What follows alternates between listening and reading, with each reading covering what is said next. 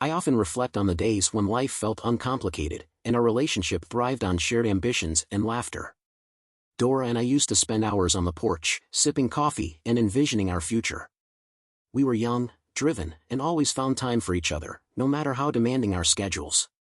But as the years passed, our careers gradually overshadowed our connection. We ignored the growing distance, always chasing the next promotion or deadline. Now, it feels as if we're trapped in separate worlds, struggling to find our way back to each other. The unease that's been building inside me is hard to shake. Dora recently spent months in a secluded community in New Mexico, deeply engrossed in fieldwork for her sociology dissertation. Since returning, she's thrown herself into her thesis, spending nearly all her time in her study, leaving our home quiet and cold. I've been sitting alone at my desk, grappling with the widening gulf between us. Despite my efforts to address the rift, she seems intent on shutting me out, and I'm running out of ways to bridge the gap. Let me share a little about us. I'm John Hudson, a geologist specializing in oil exploration, recruited straight out of graduate school. Dora, my wife of 5 years, is an academic, passionate about her research and teaching.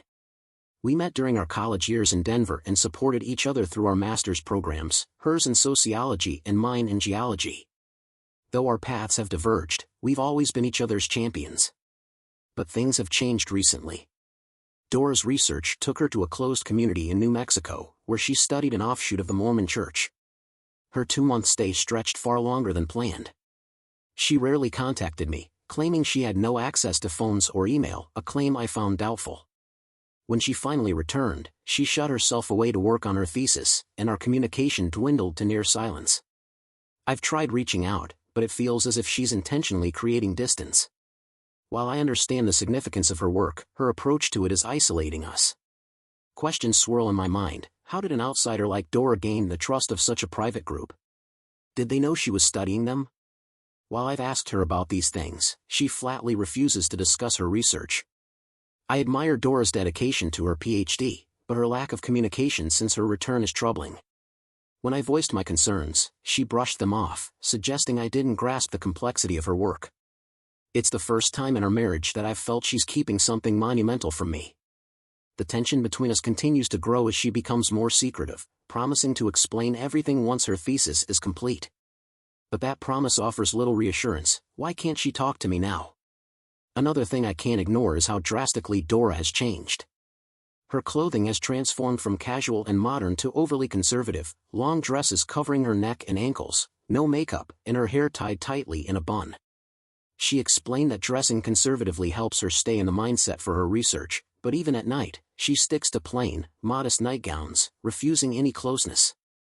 She claims it would interfere with her focus, but the emotional and physical distance only grows. Dora's sudden and intense focus on finishing her thesis has been unsettling. Despite having 2 years to complete it, she's pushing to finish early, saying she wants to start teaching high school again by fall. While her reasoning makes some sense, it doesn't fully align with her usual meticulous planning.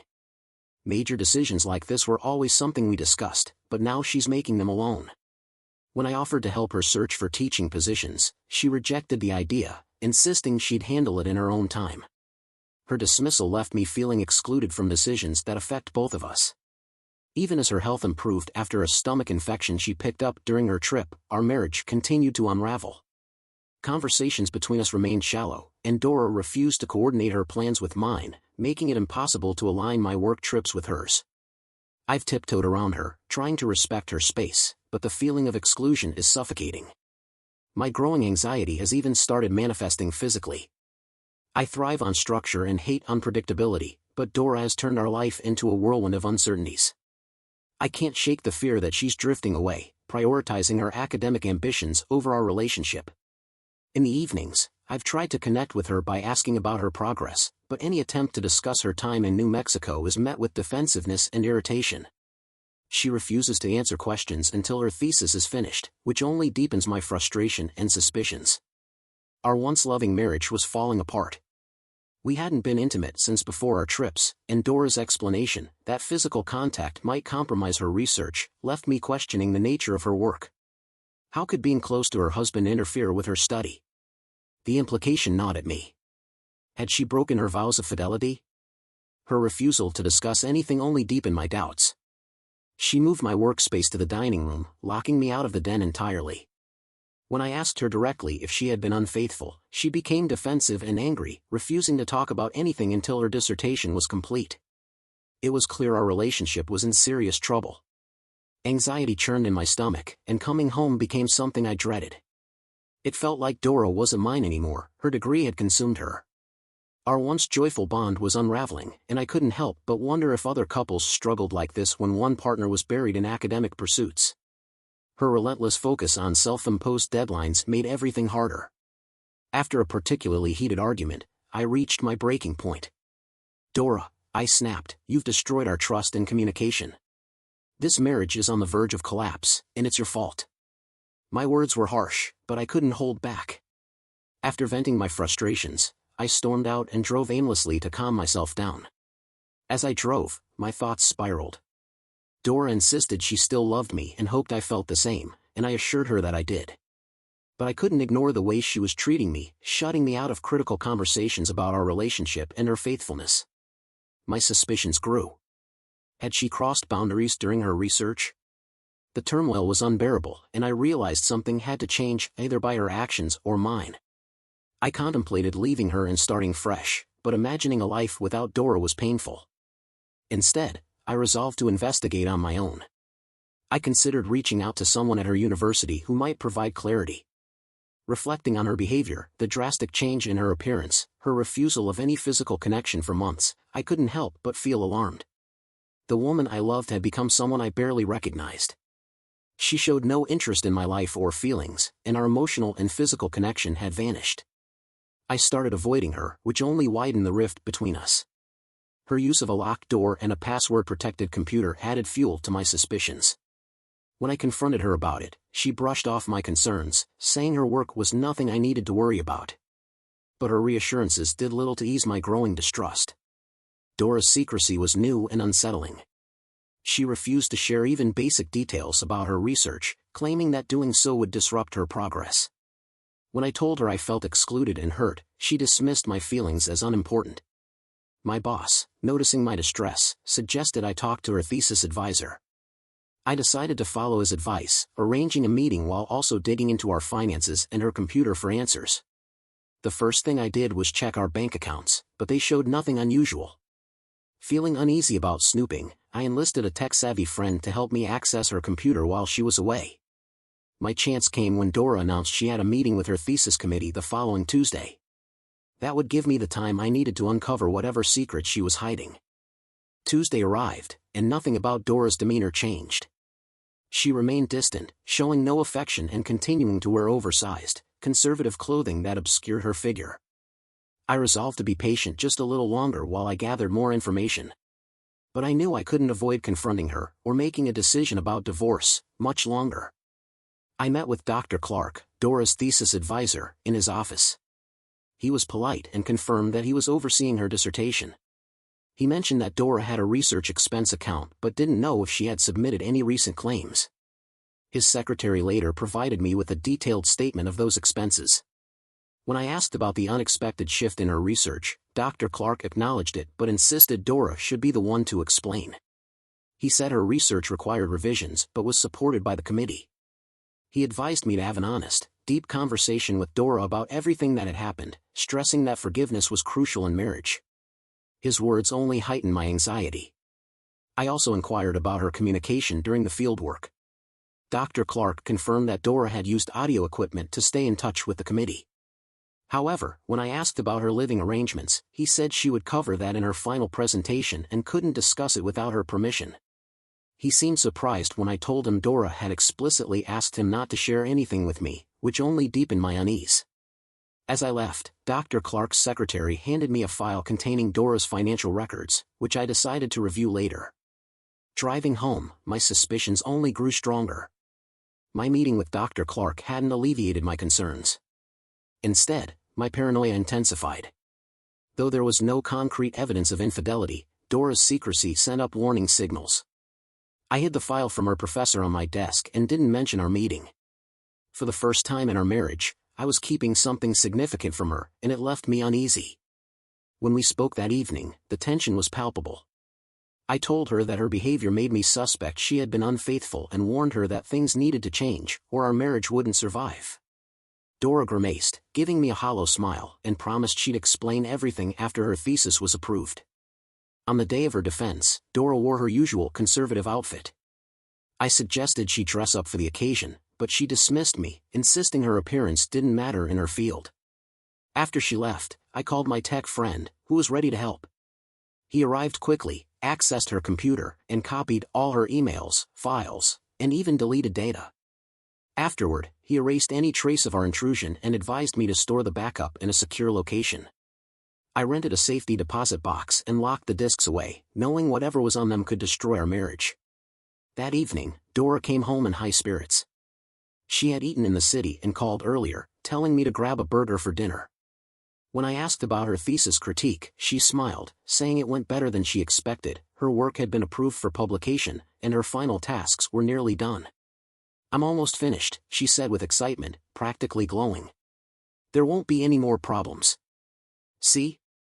I told you my dress didn't matter." My research spoke for itself.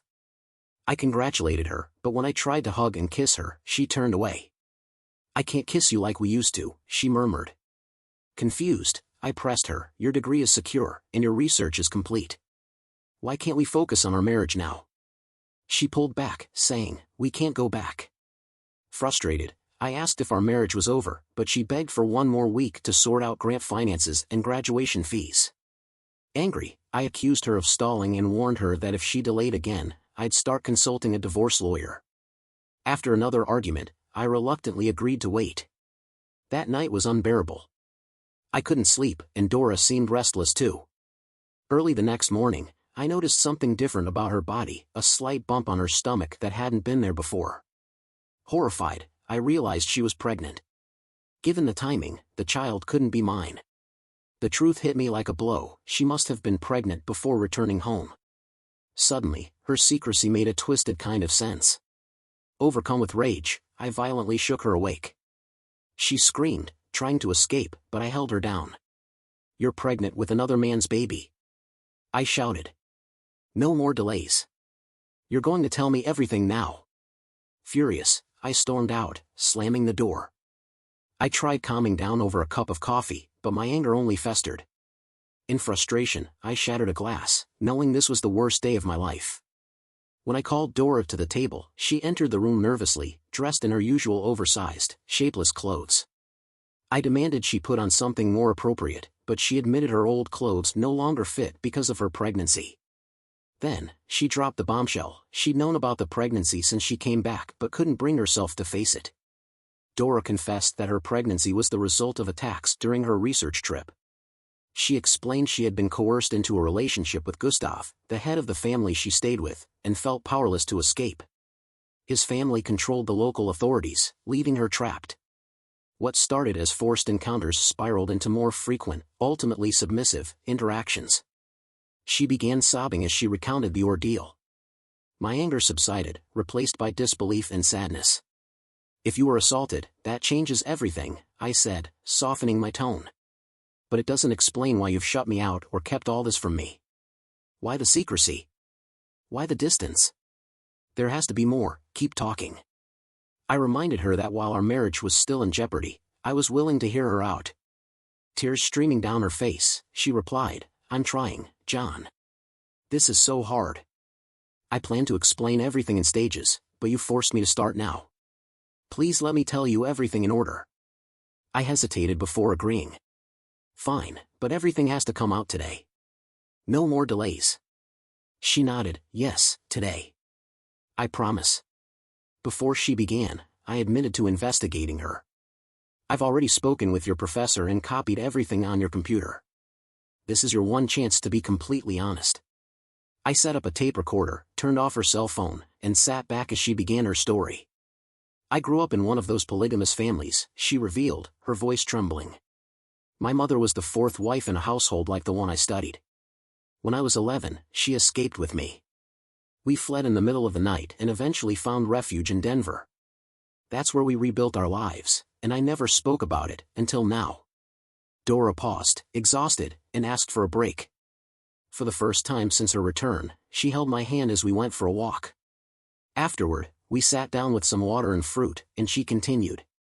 My childhood experiences shaped my academic interests, she explained. I wanted to understand that world from an adult perspective. What I'm about to tell you will be harder to hear, but I'll be honest. Dora revealed that the family she stayed with was tied to her childhood. They were suspicious of her return, but she convinced them she might come back permanently. Gustav, the patriarch, was a domineering man in his 50s who demanded absolute obedience. She described how he imposed strict rules, including making her give up her wedding ring. Reluctantly, I complied, she said, her voice shaking. When he saw my backpack, I told him it held clothes, personal items, and my computer. He took it and smashed it with a hoe, then threw it away. He also confiscated my purse and the $1,000 inside, saying women weren't allowed money in his house. Thankfully, I had hidden some cash near the bus station. From the start, it was clear, I was more of a captive than a guest. I had to follow his terms if I wanted to complete my research. She looked at me, her voice soft. Losing my computer was why I shut myself away after returning home. I had to reconstruct everything from memory, including my emotional reactions, which were crucial to my research. That caused me immense stress, both there and here, but it was just a fraction of the turmoil I experienced. I agreed to abide by all the community's rules without causing disruption, which aligned with my research goals. Dora began. You might wonder why Gustav allowed me to stay, given I was an outsider. The only reason was our family connection. He wasn't related to me by blood but through marriage. He's 20 years older than me and became the head of our family after my father passed away. When I arrived, I was assigned a bed in the attic with the other wives. Gustav slept downstairs, and the children shared our space. I was expected to work, dress, and obey the same rules as the other women. She paused, looking drained, then continued. The first wife inspected my suitcase and found my birth control pills. She threw them out, saying they were unnatural and against God's will. My underclothes were also confiscated and burned. I was forced to wear plain white cotton garments instead. I couldn't argue, I either followed their rules or left. At the time, losing the pills didn't seem significant since we weren't together, and I planned to resume them when I returned home. I settled into the routine and slowly gained the wives' trust, allowing me to collect valuable information for my research. Without a diary, I relied entirely on memory, which is why I needed so much privacy after I came back. As Dora spoke, I scribbled notes. She went on, her voice faltering. During my second week, Gustav declared that I would become his fourth wife. I was shocked and protested, but he didn't care that I was already married. He claimed God had revealed I was meant to be his. When I resisted, he became aggressive, dragged me to his bedroom, and threatened violence if I didn't comply. He attacked me that night, and I realized I was trapped. Her voice broke as she recounted. From that point on, he treated me as his wife, controlling and dominant. Over time, I became submissive. I started to accept and even enjoy the role, distancing myself from my life with you. The other wives shared similar stories of how they had initially resisted but eventually adapted. After weeks of confinement, Gustav began allowing me to visit other families, which provided more research opportunities. By then, I had integrated into the community. I also took on the role of teacher, creating lesson plans that adhered to their strict beliefs. This made me an essential part of their world. Her tone grew quieter. One night, after a party for Gustav's daughter, I saw an opportunity to escape. I left a note, took my hidden credit card, and walked the road my mother and I had taken years earlier. After 8 miles, I was exhausted but managed to catch a ride to the bus station. I retrieved the cash I'd hidden and returned home. You know the rest. I shut myself away to document everything, needing solitude to block out emotions, including those tied to our relationship. Dora sighed deeply. That's why I needed so much privacy. My mind had to remain clear of distractions, even intimacy with you. She hesitated. Now, my dear husband, this next part will be even harder to hear. Do you have any questions, or should I continue? Feeling that our marriage was already beyond repair, I told her to continue. She pressed on, her words cutting deeper.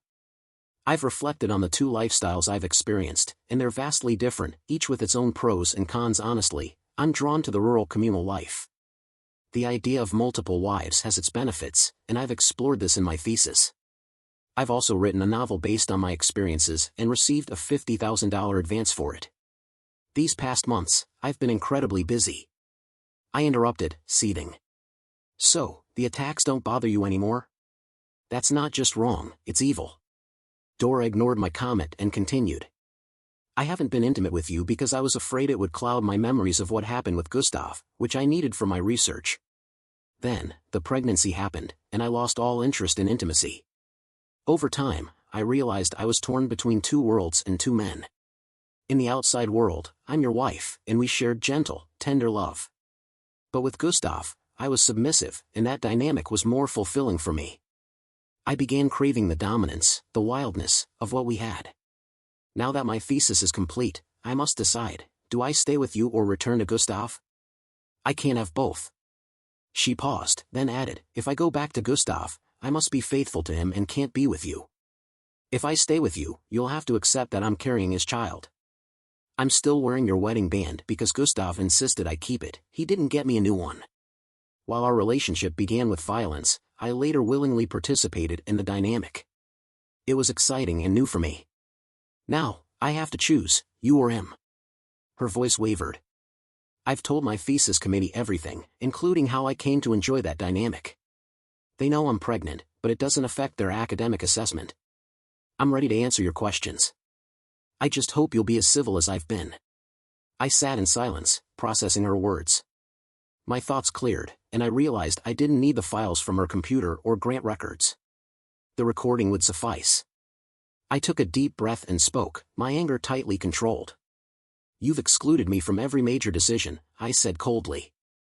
You've violated your vows to forsake all others, taken another lover, had his child, and destroyed our marriage. You pushed me out of your life, and now you have no option to remain my wife. Our marriage is over. Dora's face paled, but I pressed on. Your choices are limited. Go back to Gustav, if he'll take you, or raise this child alone as your mother did. But you'll do it without my help. I won't support you or the baby financially or emotionally. You've tortured me for months, and now our relationship is dead. Tomorrow, I'll meet with a divorce lawyer. You chose research and betrayal over our marriage. Now, live with the consequences. Her expression hardened.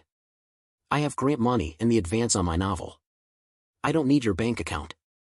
That's rich, I shot back. I funded your education, paid for everything while you chased your degree, and never questioned it. You've broken my heart, and it seems you don't even care. You lied when you said you loved me, I finished, my voice low with finality. I've lost any desire to be around you, I told Dora, my voice flat. She winced, shaking her head. John, I did love you all these years.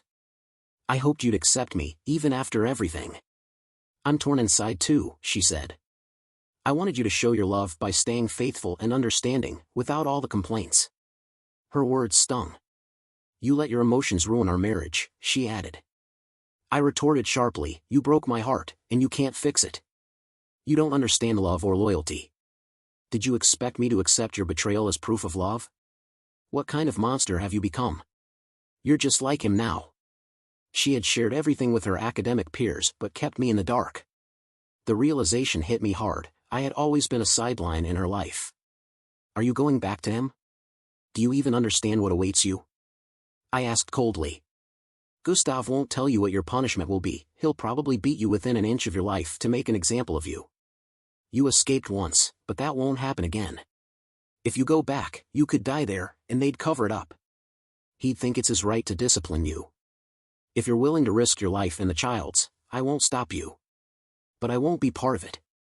I didn't know if any of it was true, but I wanted to scare her. Reconciliation was no longer on my mind, I wanted her to feel the pain she had inflicted on me. You think you can take care of yourself? Go ahead and try. If you value your life, tread carefully. The thought of someone as intelligent as Dora willingly returning to that life baffled me. Was she mentally ill?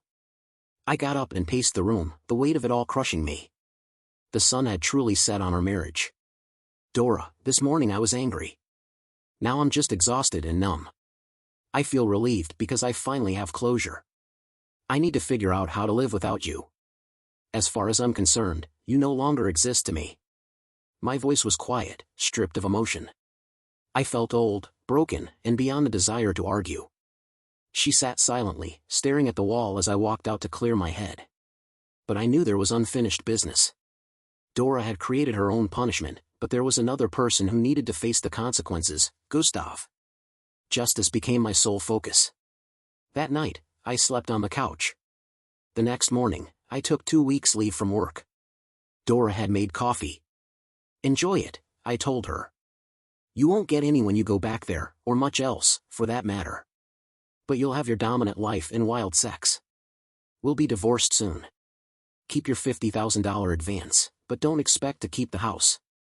It's going on the market today." I had plans for Gustav that I didn't share.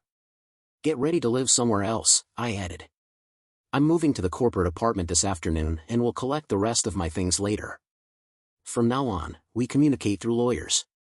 I packed silently, taking the tapes and files in case they became necessary in the divorce. I didn't say goodbye. There was nothing good about any of this. Dora was just another obstacle to remove from my life. The next day, I closed our joint bank accounts and moved the money into new ones. I canceled our credit cards and applied for replacements. At the lawyer's office, I made everything clear. I wouldn't agree to alimony or child support, and I demanded that Dora drop my last name. Her child wouldn't carry my name either. I didn't want it tarnished. My lawyer supported me and helped finalize the arrangements. Returning to the house later, I found it empty. I collected everything that mattered: tapes, documents, books, clothes, tools, photos, and my cello. When the realtor informed me the house couldn't be listed without Dora's signature, I left her a note with my new contact information. Though I doubted she'd reach out, I asked to discuss Gustav, not the divorce. The more I learned about him, the better my chances of crafting a plan for justice. I wrote her a heartfelt message, asking her to help me understand Gustav's routine and mindset, hoping she'd become an unknowing informant. Afterward, I returned to the city, refocused on my goal: making Gustav pay. That evening, Dora called. She wanted to meet. We arranged lunch in our former hometown the next day. For the first time in months, I slept well, feeling clear-headed and determined. Dora was now just a memory. The next day, I met her at a diner. She looked better, wearing a modern prenatal dress and a bit of makeup. A bruise on her cheek was still visible, but she seemed more composed. I wished the child had been mine, but that thought only deepened my resentment. The waitress seated us in a quiet corner, and I approached the conversation cautiously. "You look good," I said. "It's nice to see you back in modern clothes, though it doesn't change anything." "John," she began, "I want to apologize for how I said things the other day." I shook my head. "Dora, it's not about how you said it. It's about what you did. Our divorce is inevitable. You'll get the papers soon. It will free you to return to Gustav or live as a single mom, and it will free me from any obligations to you or his child. I'll never forgive your betrayal. I'm trying not to hate you, but it's hard." I paused, my voice calm but firm. "Infidelity isn't just about sex, it's about loyalty. Maybe one day, you'll understand the depth of your betrayal. You vowed loyalty to me, but you destroyed our marriage for a degree and some wild thrills. I'm no longer part of your future." Dora sat quietly, absorbing my words. I steered the conversation to my real goal. "Tell me about your life there. Not the personal details. I don't care about your intimate moments. I want to know about Gustav, his routine, and the community. What was daily life like?" Reluctantly, she began sharing everything I wanted to know. Her demeanor suggested she didn't suspect my intentions. She described Gustav as religious, superstitious, and controlling. He thrived on dominating his family and was highly respected by the other men in town.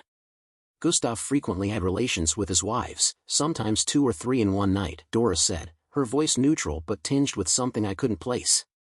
I enjoyed trying to keep up with him. Whether she said it to humiliate me or just to speak plainly, it worked. I felt crushed but held back any comment. I left the diner, my resolve to make Gustav pay even stronger.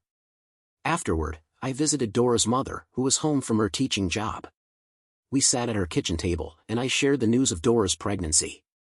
Initially, she congratulated me, her face lighting up, but as I explained Dora's actions over the past 6 months, her expression darkened. The joy disappeared, replaced by disbelief and heartbreak. Her devastation was palpable. She hadn't known the full extent of Dora's involvement with her hometown. For her, their earlier escape from that life had been as harrowing as a family fleeing persecution. Seeing her only child drawn back to it shattered her. We cried together, finding some comfort in our shared grief. As the sun set, long shadows enveloped us, and we stood in a quiet embrace, her tears dampening my shirt, mine soaking her hair. After what felt like an eternity, we parted, emotionally drained. She invited me to stay the night, and I accepted gratefully. The next morning, after a simple breakfast with real coffee, I resumed my drive to my parents' house. I promised to stay in touch with Dora's mom, appreciating her warmth and grace. As I drove, I couldn't help but notice how much Dora had once resembled her mother, kind, beautiful, and full of promise, before Gustav changed her.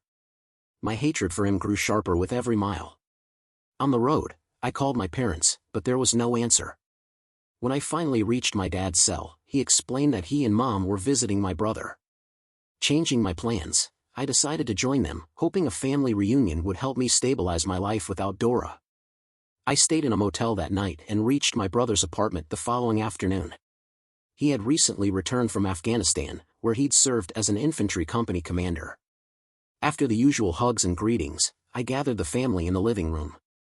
As the day stretched into evening, we ordered pizza, salads, and soft drinks.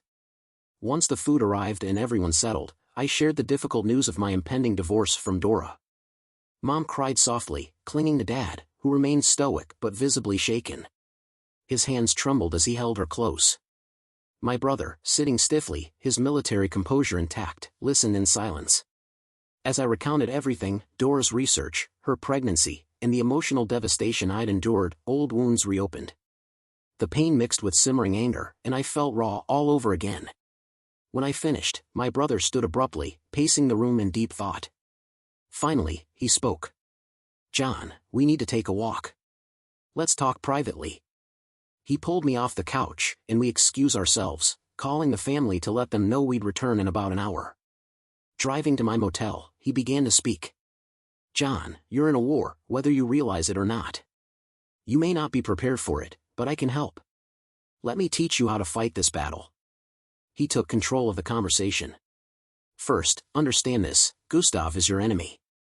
If you want to win, you need to destroy him without taking heavy losses. Know his strengths and weaknesses. Then, match your strengths to his weaknesses. Don't let him use his advantages against you, or exploit your vulnerabilities." He continued, "Pick the time and place to strike. Surprise is crucial. If possible, make it a surgical strike, precise, with minimal collateral damage. Innocent people don't need to suffer for his actions. Plan carefully, keep it secret, and never let emotions drive your decisions. Your actions should be swift and efficient, not drawn out. Remember, success requires more resources than you think. Prepare well, stay calm, and be careful." As we returned to his apartment, he concluded, "Keep this conversation between us. Don't tell Mom or Dad. You're already in this battle, so fight smart. And when it's over, you can tell me how it went." The next morning, after breakfast, Mom and Dad left for home. I followed them, needing to retrieve something from their attic, something even they didn't know I'd hidden. I stayed a few days, sleeping in my old room and spending time with my parents. Though I avoided mentioning my plans for Gustav, the warmth of family gave me some comfort. When the time came to leave, I waited for my parents to go shopping, then retrieved what I needed from the attic and loaded it into my SUV. The next day, I hit the road, heading back to my apartment. With Dora out of my life, accepting my boss's request for another expedition became easier. The 2-month trip to the equatorial Atlantic wouldn't begin for a while, giving me time to finalize my plans. In New Mexico, I stored the weapon I'd retrieved, still in its boxes, along with some furniture from my former house. This served as a cover in case anyone became suspicious. Using satellite maps, I studied the area around Gustav's town in detail. Killing him outright wouldn't be enough, I wanted him to suffer. A quick death would be too merciful. I envisioned a humiliating, public downfall that would make him feel the weight of justice. But I couldn't leave any evidence tying it back to me. The thought of him realizing it was Dora's husband who orchestrated his ruin brought a smile to my face. Dora wouldn't escape entirely unscathed, either. On my boss's recommendation, I hired a tough lawyer to threaten her university with a lawsuit. I wanted them to regret ever approving her research. the lawyer sent a letter to the university president and board, demanding they revoke her thesis and deny her degree. The threat of a $20 million lawsuit quickly got their attention. Within 2 weeks, the board issued a resolution instructing the president to reject Dora's research, reprimand the department, and deny her degree with no chance of appeal. The university didn't stop at revoking Dora's degree, they even contacted her publisher, forbidding any mention of the school in connection with her book, and froze her research grant. Weeks later, unable to reach Dora, they contacted my lawyer, who provided her divorce lawyer's information along with her mother's and Gustav's addresses. Dora was no longer at our former home, and I had no idea where she had gone. Despite everything, I still worried about her and the unborn child. My hatred for what she had done clashed with lingering concern for her well-being. At the same time, I finalized another plan, to send Gustav a message from God. I crafted a formal document styled like the Declaration of Independence, interwoven with scripture quotes meant to intimidate him. After several revisions, I printed it on fine linen paper and placed it in an ornate holder, ensuring it bore no fingerprints.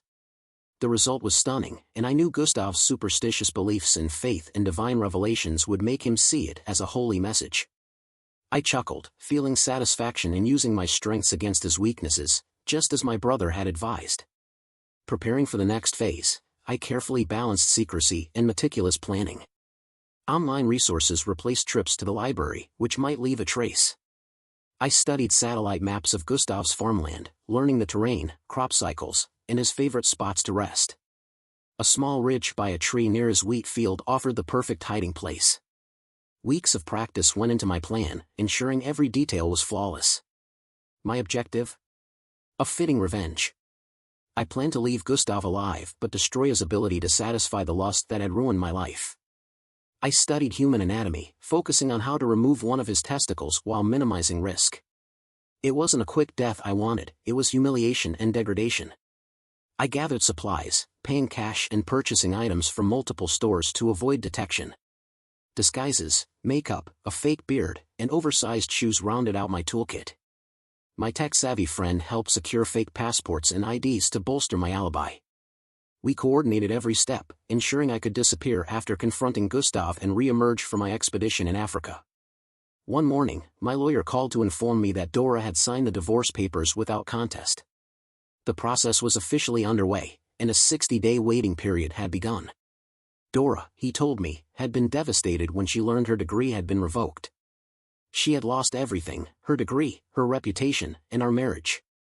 I felt a twinge of guilt for the collateral damage to her mother, but Dora had brought this on herself. Our house sold quickly, and we split the proceeds equally. Dora didn't want to stay there, and I didn't care where she went. My energy was entirely consumed by my plans for Gustav. With the final pieces in place, I traveled to Gustav's town in disguise, ensuring I was seen by locals but avoiding interaction. I thought I spotted Dora in the area but wasn't certain. Part of me hoped she'd witness the justice I was about to deliver. By noon, I was in position, camouflaged under the desert heat 20 yards from Gustav's resting spot by the tree.